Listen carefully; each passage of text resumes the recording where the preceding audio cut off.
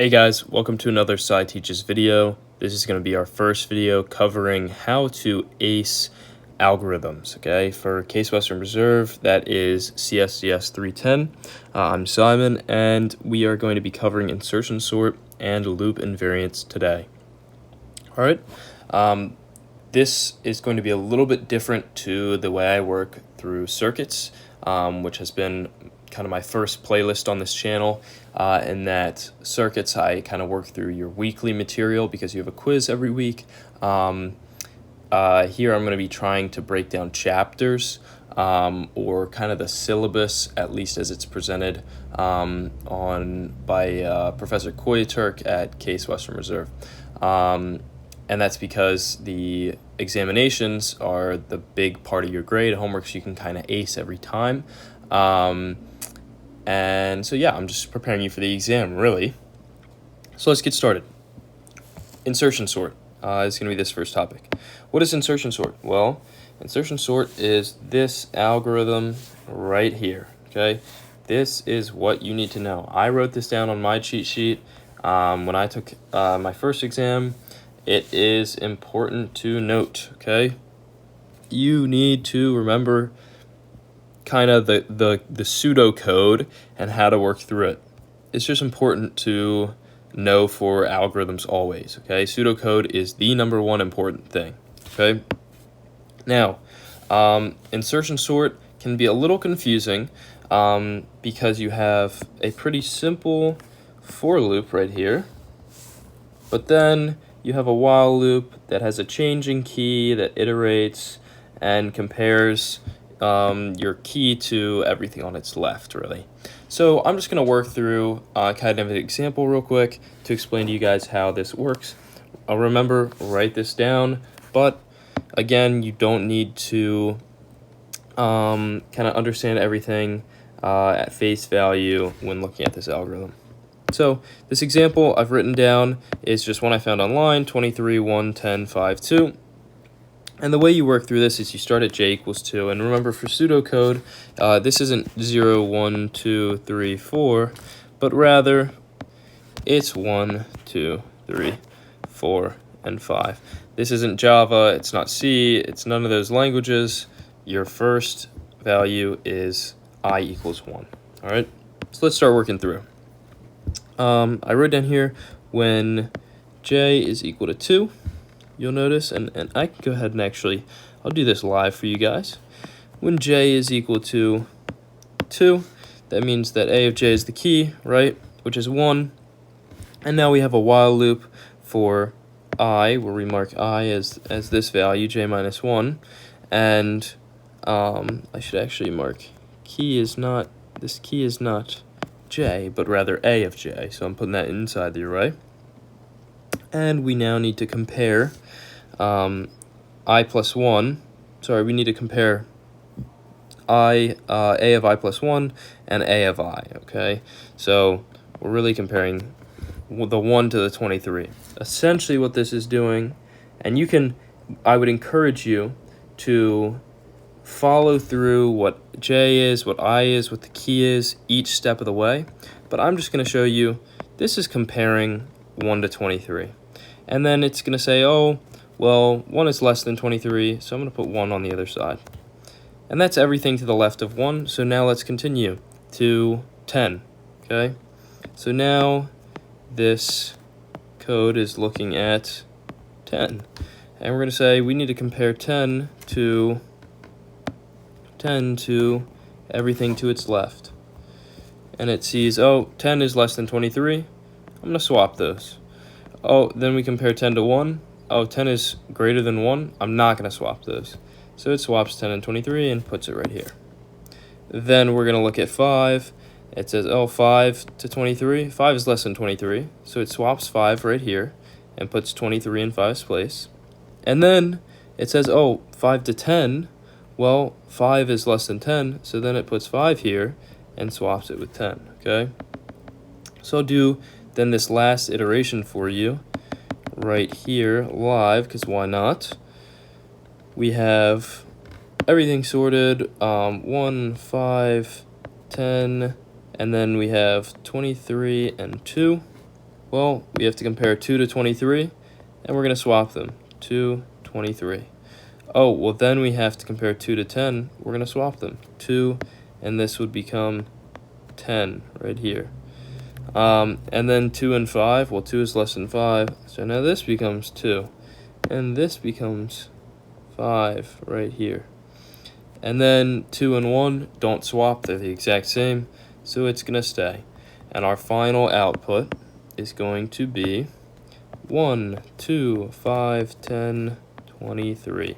And I just wanted to go through that last iteration to show you guys exactly how the swapping occurs, exactly how this while loop over here to the left happens in real time, because it can be a little bit confusing. Now, the first thing you need to do once you've kind of worked through an algorithm is you're going to be asked to analyze time complexity or space complexity or whatever. So time complexity is more common. I'm going to work through time complexity with you real quick. There's 2 ways to do this, and it kind of depends on your situation. One, the most common, is to work through code, okay? And we can go ahead and start doing that right now. So we know that in insertion sort, we have a for loop that iterates from 2 to n, right, where n is the length, okay? And that's just big theta of n minus 1 or big theta of n, right? We're iterating through n. Because n minus 1, right, you should know the laws of big theta or big O by now, that theta of n minus 1 asymptotically is just theta n, right? But now we have to work through this while loop, and I already told you guys, it's a little complicated to think about. You should do it on your own. You should write this down in Notability on a piece of paper, whatever, and work through it yourself, okay? And you can do that to figure out, well, what is this nested time complexity for that while loop? But the way that I like to do it is, well, I have an example. So first, I just drag this over. I know that this is theta n. It iterates through all of A, all of this array. I iterate from 1, then 10, then 5, then 2, and that's 4/5 of A, right, 4 out of 5, which is theta n. But then my while loop, I'm noticing each time that if we take this one, when we were analyzing 5, I have to compare 5 to everything on its left, okay? And that's just some fraction of n, some fraction of the length of my array, right? So I'll call that theta of n over x, where x is some constant. It doesn't really matter, but each time I'm iterating through some fraction of the length of my total array. And we know, again, by the laws of big theta, that any big theta with an n divided by a fraction is just big theta n, okay? These two things are equivalent, right? You should know that. These are equivalent. And that gives us, we have a nested theta n inside of theta n. We've got this inside this, and that tells us, well, we have to, for every iteration, for n iterations, right? For n iterations, we have a time complexity of theta n, right? So n times, we have to work through n, okay? We have iterations n times, and that is n times n is n squared, so theta of n squared, okay? And that is our average time complexity. Now we should think, well, we have our average time complexity, that's what's most important, but we do care about, because of certain scenarios that can occur when using an algorithm, like there are different cases where you'd use different algorithms. What is the worst case to use this, and what's the best case? I like to start with the best case, because that makes me a little optimistic. Like, hey, when I'm creating an algorithm, oh, this could work for this particular special case or something. So yeah, let's look at the best case. How can we improve time complexity is kind of my thought process when working through a best case time complexity. So we have n squared, and what I immediately notice is there is nothing here in this for loop, this for 2 through length, that I can change. No matter what I change about my array here, no matter what's different, this always iterates from j equals 2 to the length of my array, right? So what can I change? Clearly it has to be something in here within this while loop. And what you'll notice is through this example, just it's really easy to see, each time I have to analyze 5 to 23. I remember 5 to 10, 5 to 1, but I could lessen that, couldn't I? If 5 was already in the correct place, if this 5 was, let's say, I'll redraw this. Let's say this was 1, 10, 23, 25, 2. This 5, if I was analyzing this 25, right, if this 5 was now 25, then I would compare it to 23, and I would see, oh, it's greater than 23. And now I don't have to compare it to 10, and I don't have to compare it to 1, right? I remove 2 comparisons. So now I only have 1. And if I do that for every time, well, that essentially is saying I'm starting with a sorted array. So if I start with this array here, 1, 2, 5, 10, 23, well, let's look at 2. 2 compares to 1, great. Then I have 5, 5 compares to 2, and I don't have to do anything. I don't have to compare 5 to 1. I notice it's in the right place. Then 10 compares to 5, and 23 compares to 10. And you notice that's just n comparisons, or I iterate O of n times, but then down here, this nested is just O of 1. I each time only have to do one comparison. Okay, I iterate n times by one comparison, which is just theta n, which I've written down here. And the worst case scenario you can imagine is just opposite that best case scenario here, right? If it's reverse sorted, then I have to compare to everything to the left, right? Not just on average, like half the things to the left, let's say, but I have to compare to everything on the left side. So if this, if this was like, if this value here was 0, let's say this value is 0, I have to compare to 23. Then I also have to compare to 10 and 1 and put it in the right place. And if then this 2 was somehow less than 0, some negative value, I'd have to compare, and each time I have to do the full list, which is again just theta n squared, right? It's going to be the same as the average case, although technically you'll notice that this this theta n here is worse than this theta n squared here is worse than this theta n squared here. And that the reason for that is this theta n squared, technically, even though they're asymptotically the same, is utilizing this, comparison of some fraction of n. But that's not really super important to care about. Now let's look at space complexity. Space complexity is really easy here. We started with an array. We're analyzing an array. Well, is there anywhere in this code where I need to create a new array, like some temporary array or some like new linked list or any abstract data type? No, I don't. So my space complexity is just theta 1. I use the original array. I don't have to create anything new. So I maintain constant space complexity, or theta 1 space complexity. And you'll notice on the right here, so here's this theta 1, but you'll notice on the right here, I've drawn this arrow, and I'm looking at, well, what is this algorithm best for? And I immediately noticed that anything that has theta n squared is not going to be great for big data sets. It's going to be better for smaller data sets, because n squared for 1 is just 1, n squared for 2 is 4, right? But n squared for 1,000,000 is, what, 10 to the 12th, okay? And that's pretty bad. So I'm saying this is best for small data sets. But then also, if I look at this best case, I notice the more sorted that my original array is, the better that this algorithm is going to be at sorting it, okay? At performing its task, right? So, or partially sorted large data sets.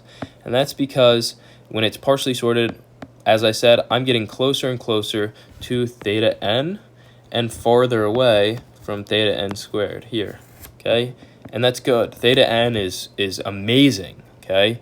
You should learn, there are charts online for how good different theta n, theta log n, theta n log n, theta n squared, like how good are all these for performing tasks. And theta n is fantastic, okay? So anytime I can get close to theta n, that's amazing for even large data sets, especially because I have a constant space complexity, so I have little overhead, in terms of space at least.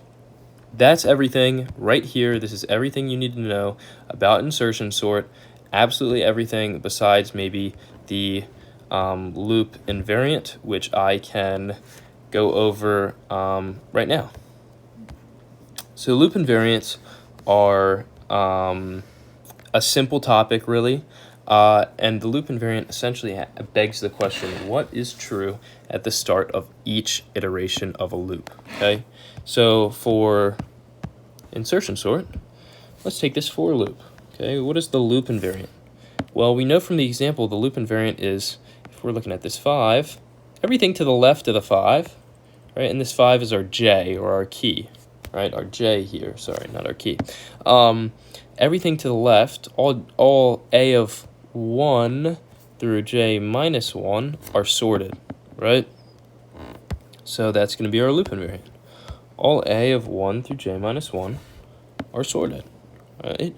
And we need to, essentially with our loop invariant known, we want to see that it holds true through initialization, that's that first loop, through maintenance, holding the loop, and then through termination, to see if our algorithm can correctly perform the task that we've bestowed upon it. And here it's sorting some array. All right, so let's look at initialization. And what this tells us, by the way, is it correct, right? We're trying to prove correctness with our loop invariant. So let's look at initialization. Well, initially, we say, well, j is 2. It's this second key. So what is a of j minus 1?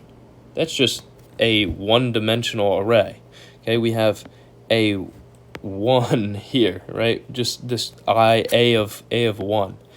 And any array that only has one node is automatically sorted, right? Like if you're comparing 23 to nothing in that first case. And then we look at maintenance, right? So maintenance, we care about the previous loop.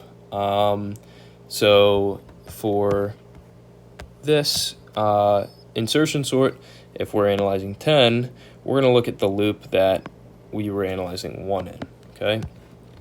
And in that loop, we see that we have, with our while loop, some key that is being correctly positioned. When we compare everything to the left, essentially what we're doing is we're correctly positioning our j in the right spot, okay? And that can kind of sound complicated. I encourage you to do that yourself. I'm not going to go into a ton of crazy detail of how this works. This while loop here, you should do it. But it's essentially placing j in the right spot on the left. And I'm going to call that j prime, okay? I've written this little prime here because it's technically in the last loop. It's not the loop that, like, you can call it whatever you want. You can call that j. I just call it j prime, and I'll show you why in a second. So if that j prime is correctly positioned, well then I know that all a of 1 through that j prime are now sorted. But then at the beginning of my next loop, j prime, I get some new j that is j prime plus 1, right? Every time that this finishes and I go back up here, my j prime plus 1 becomes my new j, right? So now I'm saying down here in the bottom that now I have some new j, that's equal to j prime plus 1. And if I, right here, substitute j minus 1 in for j prime, I notice, well, this is just stating the loop invariant, so it holds true. So I just wrote a little arrow and said so true, okay? Not really a lot to think about there. Box that for you. Now the last thing that we need to look at is termination. What causes this loop to terminate, and does it fulfill its purpose? So at termination, we see nothing causes this for loop to end except for when j here becomes greater than a.length. So I'm going to write that down. The loop terminates when j becomes length plus 1. And that means that by the maintenance, we know that a of 1 through j minus 1 is sorted, but we've just said that j is length plus 1, or n plus 1 if we're saying n is the length. So a of 1 through j minus 1 is really just a of 1 through n. Because if we replace for j n plus 1 right here, then we have n plus 1 minus 1, and those cancel out, and we get this a of 1 through n. And if we claim that that's sorted by the maintenance, then that means that everything must be sorted. That's all. I hope you guys enjoyed. I will be posting my next video on this maybe later today, maybe tomorrow. I gotta get started with statics and mechanics. So yeah, thank you very much for watching another Side Teaches videos. Good luck, you guys, and be sure to ace those exams. I believe in you. You can get a 4.0 for sure.